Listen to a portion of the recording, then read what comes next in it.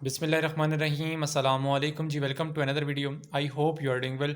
सो ये federal public service commission FPSC में जिन लोगों ने लेक्चरर्स के लिए अप्लाई किया था, और जो केस नंबर है यहाँ पर ऊपर मेंशन है F4212/2023 RT&SG, ठीक है। तो ये उनका केस नंबर है। अब जिन जिन कैंडिडेट्स का होगा तो डेफिनेटली उनको पता चल जाएगा। और ये 3 से 4 दिन पहले का नोटिफिकेशन है जो मैं आपसे शेयर कर रहा हूँ आज। और recruitment to the post of lecturer BS17 naval headquarters ministry of defence. और यहाँ पर ये मेंशन है, ये शॉर्ट लिस्टेड कैंडिडेट्स की यहाँ पर लिस्ट इंटरव्यूज़ के लिए दी गई है। बट ये शॉर्ट लिस्टेड कैंडिडेट्स आर्जी तौर पर शॉर्ट लिस्टेड हैं, ठीक है। और बाकी यहाँ पर ये मेंशन भी है क्लियरली कि the candidates whose names and roll numbers are given below have been provincially short listed and will be called for interview. तो इन तमाम कैंडिडेट्स को इंटरव्यूज़ की कॉल की जाएगी as and when schedule subject to submission of documents mentioned against them.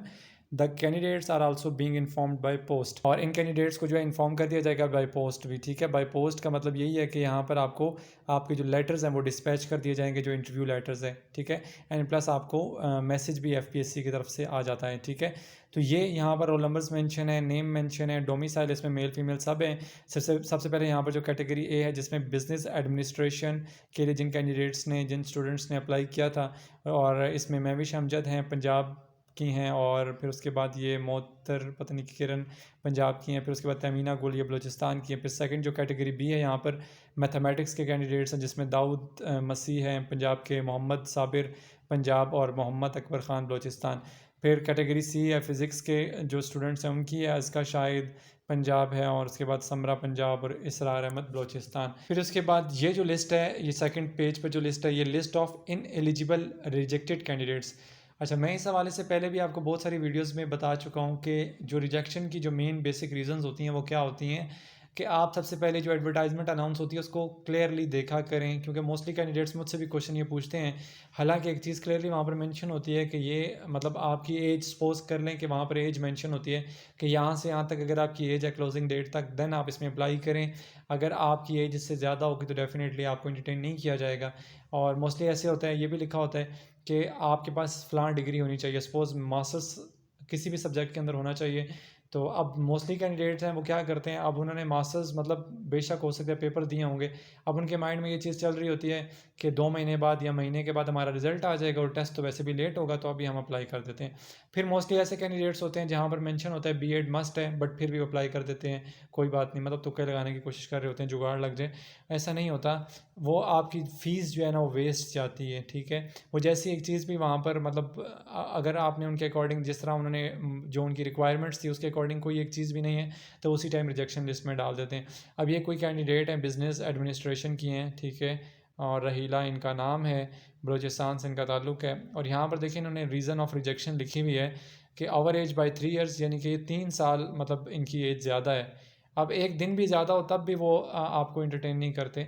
तो इस चीज़ को मेक श्योर किया करें। देखिए इसको अप्लाई करने का फ़ायदा तो नहीं है ना, बस ये इसमें ये होता है आप टेस्ट दे सकते हैं, इंटरव्यू नहीं दे सकते। अब इन्होंने टेस्ट तो दिया हुआ बट इंटरव्यू के लिए एलिजिबल नहीं है, ठीक है।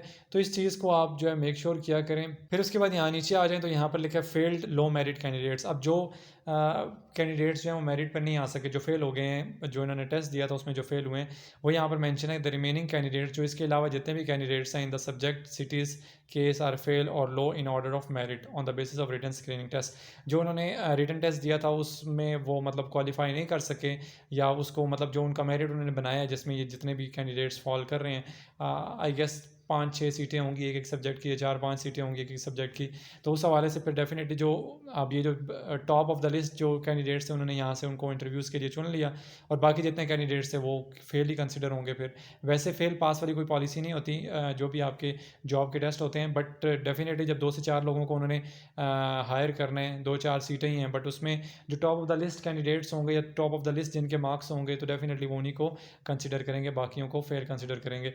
तो यहाँ पर अब ये मेंशन है कि बाकी जितने कैंडिडेट्स हैं वो स्क्रीनिंग टेस्ट में जो है वो मेरिट पर नहीं आ सके, and they will not be called for interview, और उनको फर्दर आगे मतलब कोई प्रोसीजर के लिए या इंटरव्यू के लिए कॉल नहीं की जाएगी। सो ये अपकमिंग डेज़ में जितने भी इंटरव्यूज़ होने जा रहे हैं लेक्चरर्स के, उस हवाले से डिटेल्स मैंने आपसे शेयर कर दी हैं। इसके अलावा अगर आपको कोई भी क्वेश्चन हो then you can ask in comment box section.